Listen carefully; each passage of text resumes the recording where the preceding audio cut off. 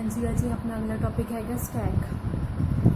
Stack basically की है जो डाटा इस ऑर्डर से स्टोर किया जाता है कि एक दूजे के उपर चीज़ों स्टैक किया जाता है। जिवें अपने कोई बुक्स का स्टैक है, बुक्स की पाइल है, बुक एक पई है, फिर वो उपर एक पई है, फिर वो उपर तीजी पई है। ठीक है, तो इस तरह स्टैक में शो किया जाता है।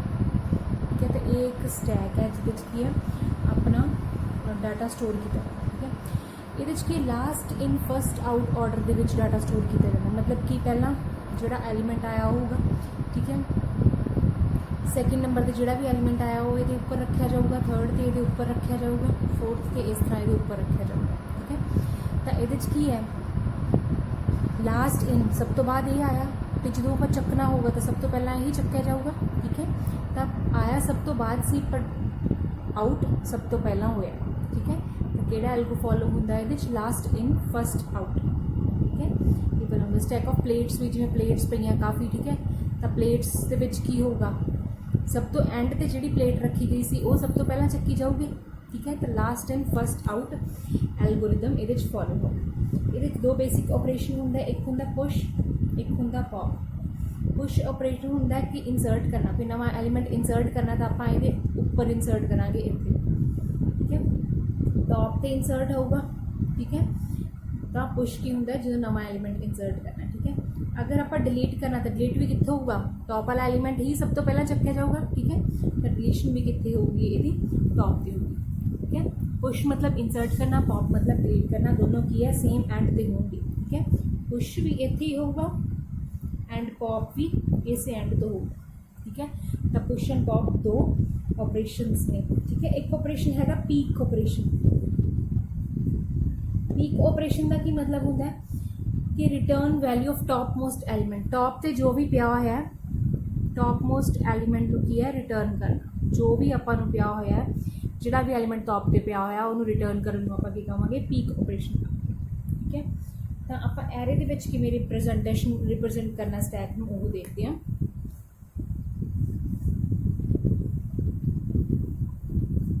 एरे दे विच स्टैक करन सपोज आप पहला एक्स एलीमेंट है, एरे इस तरह होंगे अपना।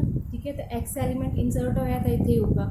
ठीक है, फिर उस तो बाद वाई एलीमेंट इंसर्ट होया, वाई एलीमेंट इंसर्ट होया तो वो इत्थे होगा। ठीक है, उस तो बाद जैड इंसर्ट किया था वो जैड इत्थे इंसर्ट होगा। ठीक है, तो यही पुश ऑपरेशंस दी अगर सीरीज है, पहले एक्स पुश होया, फिर वाई पुश होया, फिर जैड पुश होया। ठीक है, उस तो बाद अगर अपन डिलीशन करनी है तो सब तो पहला की है जैड डिलीट होगा, पॉप दे विच सब तो पहला जैड डिलीट होगा। ठीक है, फिर उस तो बाद की है वाई डिलीट होगा, उस तो बाद एक्स डिलीट हो सकता। ठीक है, तो यही की है पुश ते पॉप ऑपरेशन। हुण आप पुश ऑपरेशन का एल्गोरिदम देखिए, अगर आप पुश किस तरह होना है। ठीक है, सब तो पहला पुश करना है ये आप। ठीक है, ये वैल्यू जी सब तो टॉप वाली आप टॉप का नाम दे दें, टॉप मोस्ट वैल्यू को टॉप दे दें। ठीक है, अगर अपनी टॉप मोस्ट वैल्यू 0 तो स्टार्ट कर दें, 1 2 3। ठीक है, 0 तो स्टार्ट करा बॉटम वाली सब तो फस्ट वैल्यू में। ठीक है, ये जे अपनी टॉप वैल्यू जी हैगी वो मैक्सीमम तो एक घट है, मतलब अगर 4 है मैक्सीमम तो टॉप वैल्यू कितनी हो जाएगी 3। अगर टॉप वैल्यू 3 है तो यदा की मतलब है कि मेरा स्टैक की है फुल है, और इंसर्ट नहीं हो सकता ताकि प्रिंट हो जाए ओवरफ्लो। मतलब मेरा स्टैक किया फुल है और इंसर्शन नहीं हो सकता। ठीक है, एक तो बाद सीधा की हो जाएगा एंड हो एग्जिट हो जाएगा। ठीक है, ये वाले लूप दा इफ लूप दा एंडिंग हो जाएगी एंड ऑफ एफ।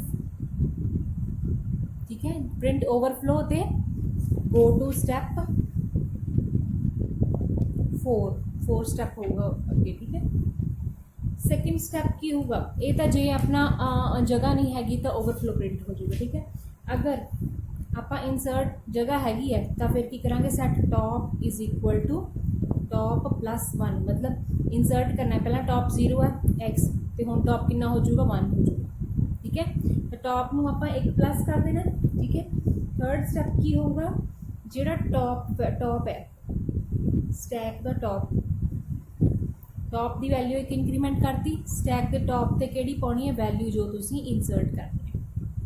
ठीक है, कि ਜਿਹੜੀ ਤੁਸੀਂ ਵੈਲਿਊ ਇਨਸਰਟ ਕਰਨੀ ਹੈ ਉਹ ਸਟੈਕ ਦੇ ਟੌਪ ਤੇ ਆ ਜਾਊ। ਠੀਕ ਹੈ, ਉਸ ਤੋਂ ਬਾਅਦ ਕੀ ਆ ਜਾਊਗਾ, ਐਂਡ ਆ ਜਾਊਗਾ। ਇਹ ਕੀ ਹੈ, ਪੁਸ਼ ਕਰਨ ਲਈ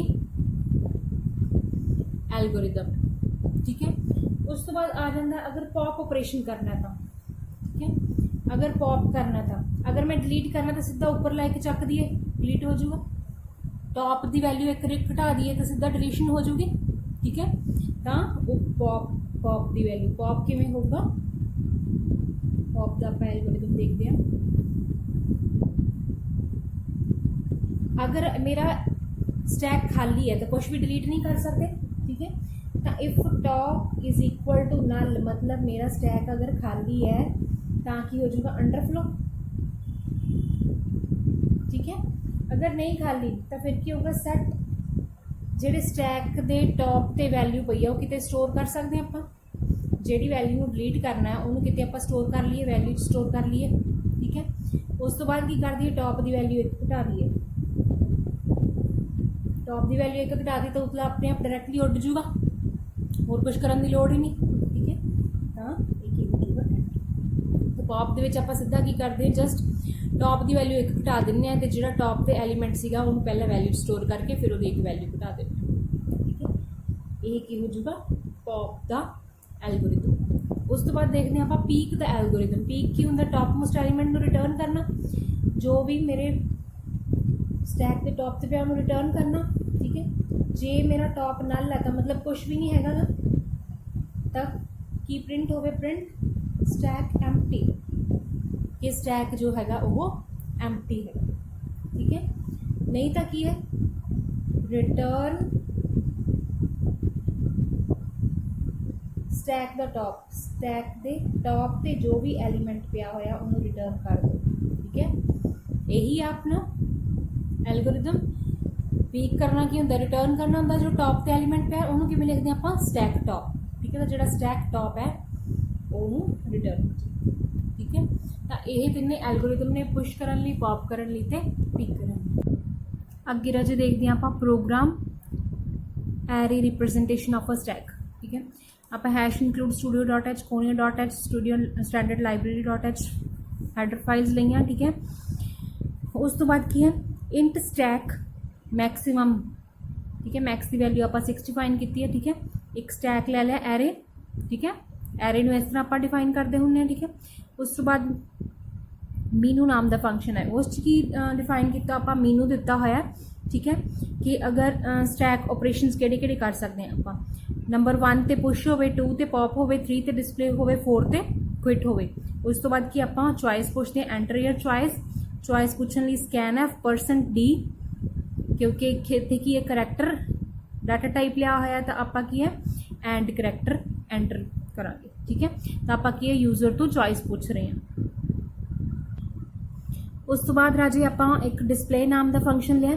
ठीक है, डिस्प्ले नाम के फंक्शन की है एक आई इंटीजर डाटा टाइप लिया। ठीक है, हुण ये आप देखते हैं डिस्प्ले करना है, आप सारे एलीमेंट्स डिस्प्ले करने हैं, तो वो लिए की है if top is equal to 0, अगर टॉप 0 है तो स्टैक अपना की होगा, एम्प्टी होगा, कुछ भी नहीं होगा। ठीक है, प्रिंट एफ स्कैन एम्प्टी हो जाए। एल्स की प्रिंट होवे elements in the stack are 0 तो लैके आई 0 तो स्टार्ट होवे, i less than top, i ++। ठीक है, तो प्रिंट की होवे %d स्टैक आई, ये वाला मेरे एरे 0 तो लैके टॉप तक प्रिंट हो जाए था। ठीक है, तो ये कादे लिए, अगर आप डिस्प्ले करने एरे दे सॉरी अपने स्टैक दे एलीमेंट्स। ठीक है, उस तो बाद नैक्सट फंक्शन लेने आप पॉप का फंक्शन। पॉप के फंक्शन की अगर राजे अगर अपना टॉप 0 है तो कुछ भी डिलीट नहीं हो सकता, तो आप लिखांगे प्रिंट अंडरफ्लो। ठीक है, एल्स की है की प्रिंट करांगे पॉप्ड एलिमेंट इज स्टैक जो माइनस जो टॉप ते पे। ठीक है, स्टैक दे टॉप ते पे वो रिटर्न हो जाए, तो उस तो बाद की है डिक्रीमेंट हो जाए टॉप की वैल्यू 1। यही किया सी ना आप एल्गोरिथम दे विच कि पहला स्टैक की जो टॉप ते पे वो वैल्यू च स्टोर हो जाए, तो इतने डायरैक्टली डिस्प्ले कर रहे हैं। तो उस तो बाद की हो top is equal to top -1 लिखा सी आप, तो इतने इन्होंने डायरैक्टली लिखता माइनस टॉप, मतलब टॉप 1 नाल डिक्रीमेंट हो जाए। ठीक है राजे, उस तो बाद आ गया push the function. Push the function की कितना राजे, अगर टॉप अपना मैक्सिमम है, ठीक है, तो ओवरफ्लो स्टैक की प्रिंट होवे ओवरफ्लो, ठीक है, मतलब कोई वैल्यू नहीं हैगी, ठीक है। इतने सिर्फ डाटा लिखना, डाटा, ठीक है। इंट डाटा नाम का एक वेरिएबल लिया हुआ है, ठीक है। अगर ओवरफ्लो नहीं है तो फिर की होवे, डाटा जोड़ी वैल्यू हैगी है जिहड़ा आपां इंसर्ट करना है, पुश करना है, वो कित्थे वैल्यू स्टोर होवे, स्टैक के टॉप ते स्टोर होवे। तो टॉप की वैल्यू की है, एक इंक्रीमेंट हो जाए, यही करते हैं आपां पुश दे विच, ठीक है। एक वैल्यू इंक्रीमेंट हो जाए तो जिहड़ा डाटा वो स्टैक के टॉप ते हाँ स्टोर हो जाए, ठीक है। हुण सारे आपां फंक्शनस डिफाइन करते, उस तो बाद की अपना मेन फंक्शन आ जाएगा। मेन फंक्शन दे विच की है, आपां लिया स्विच केस लगाया, ठीक है। स्विच केस दे विच की है कि अगर केस 1 है तो पुश होवे, केस ब्रेक उस तो बाद ब्रेक, ठीक है।